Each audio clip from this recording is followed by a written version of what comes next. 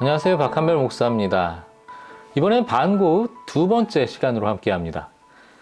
이제는 많은 사람들에게 사랑받는 반고입니다. 그의 그림들은 일반인들에게도 꽤 많이 알려져 있죠.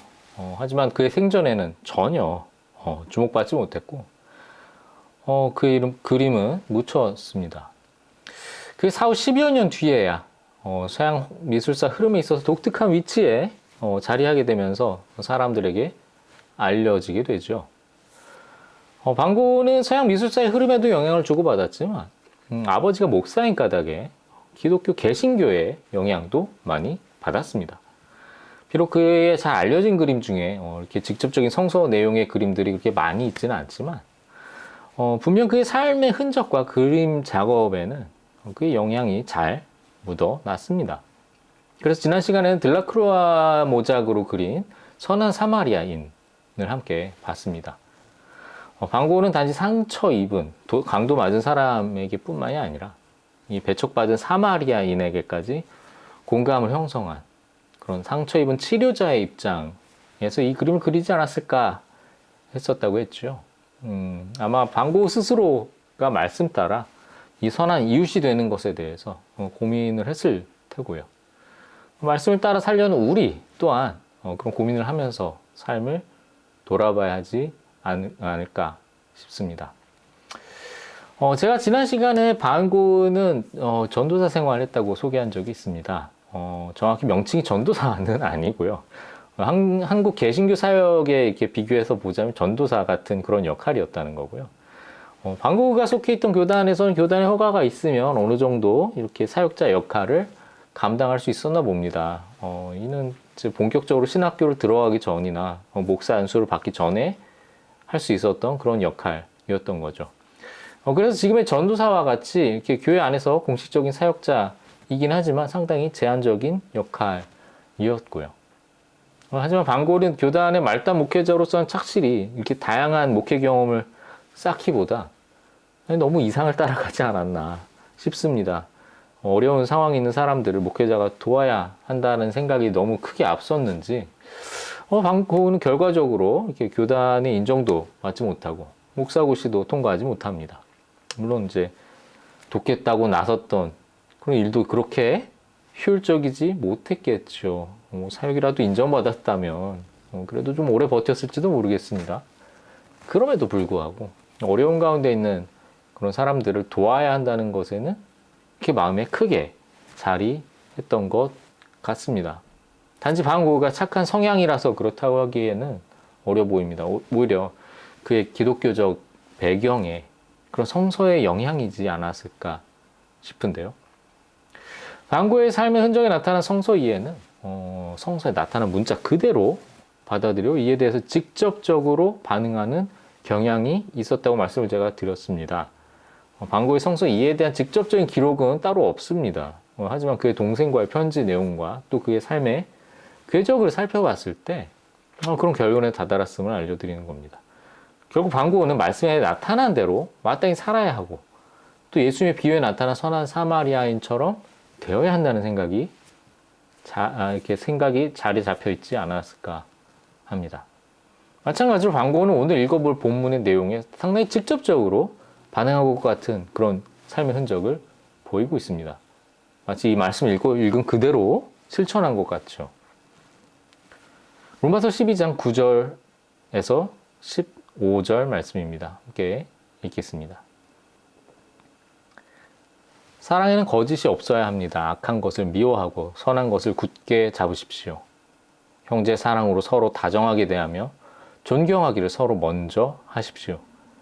열심을 내어서 부지런히 일하며 성령으로 뜨거워진 마음을 가지고 주님을 섬기십시오. 소망을 품고 즐거워하며 환난을 당할 때 참으며 기도를 꾸준히 하십시오. 성도들이 쓸 것을 공급하고 손님 대접하기를 힘쓰십시오. 여러분을 박해하는 사람들을 축복하십시오. 축복을 하고 저주를 하지 마십시오.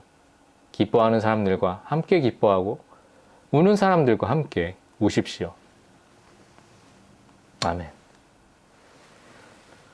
네, 이 본문은 로마의 그리스도인들을 향해 권면하는 편지, 바로 로마서의 일부입니다.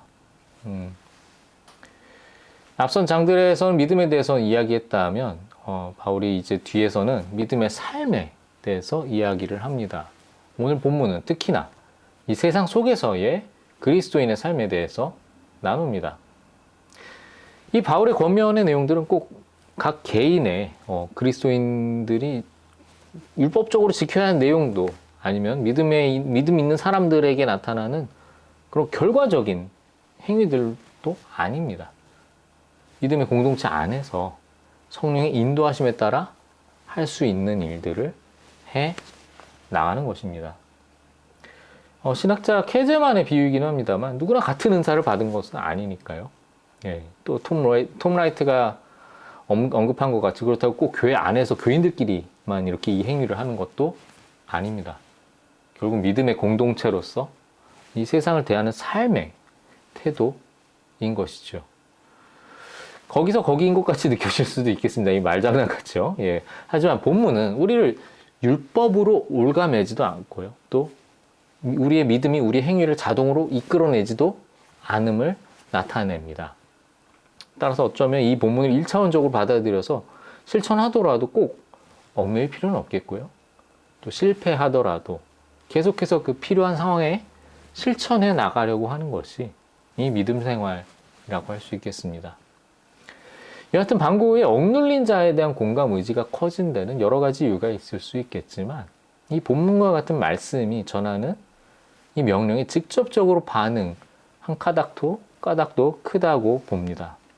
특히나 신학적 훈련을 따로 하지 않은 신앙인들이 대체로 이제 성서에 충실하려고 할 때 주로 성서에 쓰인 문자 그대로 순수하게 받는 경우가 많습니다. 여기에는 여러 장단점이 있겠죠. 예, 성서 본문의 맥락이나 배경 혹은 원문의 의미, 또 본문이 쓰인 문화적 이해 등은 일반적으로 학습하기는 어렵습니다.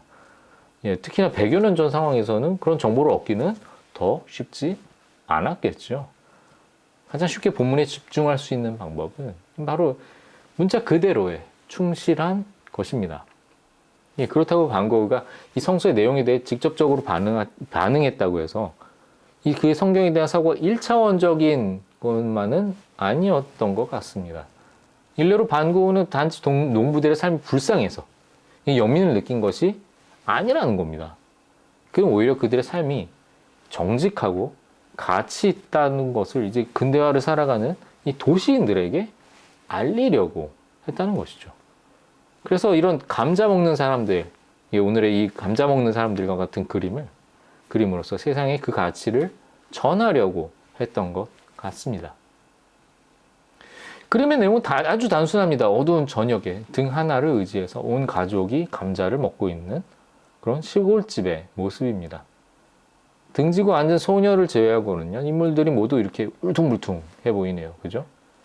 뭔가 이 고된 삶을 살아간 사람들과 같이 보입니다. 김이 나는 감자와 이 마실 것을 중심으로 둘러앉아 이 거칠은 손길로 식사를 합니다. 먹을 것도 아주 단순하고 소박하네요. 감자입니다. 네. 반고는 왜 이런 그림을 그렸을까요? 반고는 밀레의 그림에 많이 매료되었다고 합니다. 그래서 그를 따라한 모작들이 꽤 있습니다. 밀레의 그림의 주제는 주로 농가에서 볼 수 있는 그런 장면들입니다. 그리고 이 밀레의 그림이 알려질 때쯤에는 이게 조롱받기도 합니다. 사람들에게. 이삭 줍는 새 여인의 그림은 이 빈곤의 새 여신이라는 소리도 들었다죠. 이런 조롱을 보면 당대 화단의 분위기가 어떤지 아시겠죠. 예, 이 소위 고전주의적인 아카데미에 이 이상적이고 깔끔하면서 화려한 그런 그림들이 대세였던 것이죠.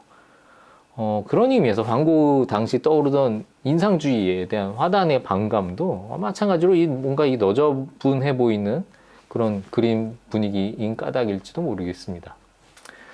아무튼 그래도 최소한 밀레는 반고와는 다르게 생전에 사람들에게 알려지기라도 했습니다. 주류에게 관심도 받지 못한 이 반고는 그럼에도 불구하고 이 농부와 같이 비록 부유하지도 않고 이게 냄새나고 지저분해 보이는 이들의 삶이 부유하고 깔끔해 보이는 이 도시인들보다 낫다고 주장하는 것이죠. 당시 고도로 성장하던 산업화와 또 자본주의에 힘입어 남을 통해서 이렇게 부를 축적하는 이들보다 이게 여전히 땀 흘려 경작하는 대로 소득을 얻는 사람들의 이 삶이 더 힘들고 어려워도 정직하고 올바르다고 생각한 것입니다. 그렇게 올바른 삶을 살고 있음에도 불구하고 어려운 삶을 살고 있는 이 농촌 사람들에 대해 반고흐는 마땅히 이들의 삶을 장려하고 또 스스로 이들과 동질화 되어야 된다고 생각했던 것 같습니다. 결과적으로 기뻐하는 사람들과 함께 기뻐하고 우는 사람들과 함께 우는 삶을 살려고 했던 것이죠. 남들이 어떻게 생각하든지 인정하든지 안 하든지 상관없이 말입니다. 네, 지금에 와서는 빈센트 반 고흐가 스스로의 선택이든 결과적으로든 억눌린 상태가 된 것에 대해서 사람들이 크게 생각하지 않죠. 그저 환상적인, 몽환적인 색채와 화풍의 이 인상적인 그림들을 그린 사람 정도로 기억합니다. 그런 그림을 즐기는 정도이지, 그 그림들이 나타나기까지의 과정에는 힘들여 관심 갖지 않습니다. 저라고 남들의 인생을 그렇게 힘들게 찾아보는 게 저라고 쉬운 것은 아닙니다. 이게 전혀 자연스러운 일이 아니라는 거죠. 간혹 이게 동정과 연밀히 자연스럽게 이게 몸에 배어서 다른 사람의 삶에 적극적으로 이게 관여하실 수 있는 분들이 계시기는 합니다. 그렇지만 대다수의 인생은 그렇지 않다는 것이죠. 심지어 우리에게 가까운 바로 옆 사람에게조차도 이게 삶의 배려가 쉽지 않습니다. 꼭 당사자가 어려움에 닥치지 않더라도요. 사랑하는 사이라고 하더라도요. 상대방의 빈틈, 빈 자리를 채울 수 있는 만큼의 민첩함이 떨어지는 것은 우리 인생이 참 맥빠지는 포인트들입니다. 우리 인생의 시야가 그런 정도인데 우리의 삶과 동떨어진 옛 예술가의 삶의 흔적이 얼마나 직접적으로 관심 가질 만한 것일까요? 그럼에도 불구하고 이 반 고흐를 비롯한 예술가들의 작품과 그것들에 연결된 삶의 이야기를 적극적으로 찾는 이유는 이를 통해서 우리의 그런 연약한 부분들을 돌아보고 또 우리 안에 회복되어야 할 것들을 찾을 수 있기 때문이겠습니다. 그래서 우리는 이런 시간들을 의식적으로 더해보는 것이죠. 이게 마치 훈련처럼요. 평소에는 그렇게 하기 쉽지 않으니까요.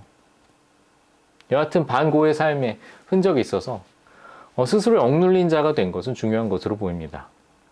그것이 반 고흐에게 있어서 스스로 기독교인으로서의 정체성이 드러난 흔적이라고 보고요.